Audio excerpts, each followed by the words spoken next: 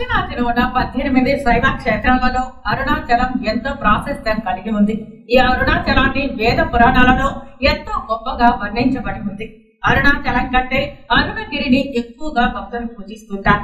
అరుణాచలం కొండ ప్రాముఖ్యతను V7 city news special స్టోరీలో చూద్దాం.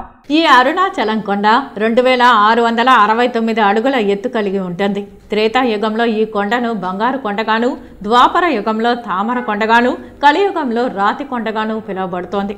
అరుణాచలంలో కార్తీక మాసంలో కార్తీక దీపం అత్యంత వేడుకగా నిర్వహిస్తారు. దేశం నలుమూలల నుంచి ఈ కార్తీక దీపోత్సవాన్ని తిలకించడానికి లక్షలాది మంది భక్తులు విచ్చేస్తూ ఉంటారు. అరుణాచలం కొండలో అరుణ అంటే ఎర్రని, చలము అంటే కొండ అని ఎర్రదైన కొండగా పేరు పొందింది.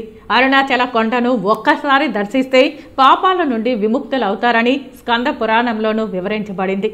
అరుణాచల కొండను భక్తులు గిరి ప్రదక్షిణ చేస్తుంటారు. గిరి ప్రదక్షిణ చెప్పులు లేకుండా కాలినడకన వెళ్ళి రావాల్సి ఉంది.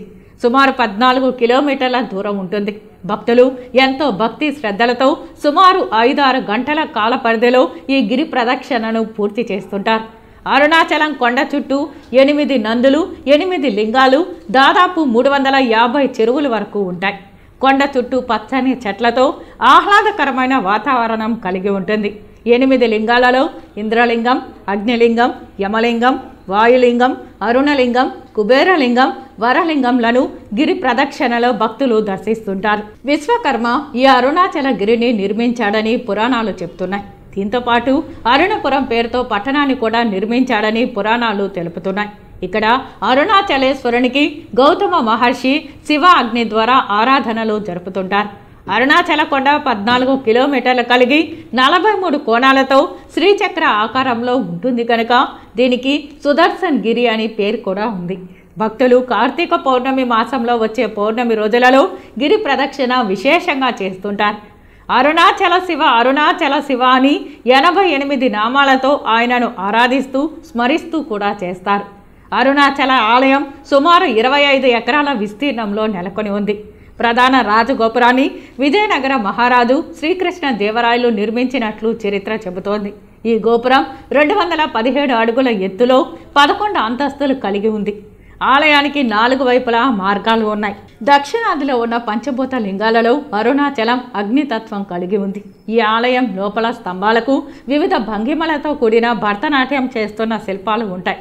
ఆలయం లోపల సుబ్రహ్మణ్య స్వామి ఆలయం, వేయికళ్ళ మండపం, పాతాళ లింగం, సర్వసిద్ధి వినాయకలింగం, శివగంగ తీర్థం, పెద్ద నంది, వల్లాల మహారాజు గోపురం, పురవి మండపాలు ఉంటాయి. పాతాళ లింగం వద్దనే రమణ మహర్షి తపస్సు చేసి జ్ఞానసిద్ధి పొందారని చెబుతారు. పురాణాల ప్రకారం ఒకప్పుడు బ్రహ్మ విష్ణువులకు ఎవరు గొప్ప అనే భేదాభిప్రాయం వచ్చిందని, వారిరువురు అజ్ఞాన అంధకారంలోనూ శివమాయలో ఉండడం చేత వారిరువురికి ఎవరు గొప్ప అన్న భేదం వచ్చిందని అంటారు. అప్పుడు శివుడు పెద్దదై జ్యోతిర్లింగంగా మారుతాడు. మీలో ఎవరైతే ఈ లింగం ఆద్య అంతాలు కనుక్కొని ముందు వస్తారో వారు గొప్ప అని చెబుతాడు. పాతాళ లోకం వైపు విష్ణువు, ఆకాశం వైపు బ్రహ్మ వెళతారు. అయితే మహావిష్ణువు అంత్యాన్ని కనుక్కోలేక తిరుగుతాడు. బ్రహ్మ శివలింగం కనుక్కునేందుకు ముందుకు వెళ్తుంటాడు. అయితే మార్గ మధ్యంలో ఒక మొగలి పువ్వు, ఒక గోవు వస్తుంటారు. మీరు ఎక్కడి నుండి వస్తున్నారని వారిని ప్రశ్నించగా మేము శివుని తలపై నుంచి వస్తున్నామని చెబుతారు. కొన్ని వేల సంవత్సరాలు మేము శివుని తలపై నుంచి జారిపడ్డామని, ఇంకా వస్తూనే ఉన్నామని చెబుతారు. అలాగైతే నేను శివుని దగ్గరికి వెళ్ళినప్పుడు నేను శివుని అంతిమ భాగాన్ని చూశానని చెబుతాను. మీరు నాతో ఏకీభవించమని చెబుతాడు. అలాగే శివుని వద్దకు వచ్చి నేను చూశానని చెబుతాడు బ్రహ్మ. బ్రహ్మ అబద్ధం చెప్పడంతో భూలోకంలో పూజలు లేకుండా చేశాడు మహాశివుడు. మొగలి పువ్వులకు కూడా పూజకు పనికిరాని పువ్వుగా చూపిస్తాడు. గోవు, నీ ముందు వైపు అబద్ధం చెప్పావు గనక నీకు ముందు వైపు పూజలు ఉండవు. నిజం చెప్పావు కనుక నీకు కృష్ణ భాగం వైపు పూజలు మాత్రం ఉంటాయని చెబుతాడు. పురాణాల ద్వారా మనకు తెలిసిన చిన్నిపాటి కథ. అరుణాచలం అంటే పాపముల నుండి విముక్తి చేసే కొండ అని అర్థం.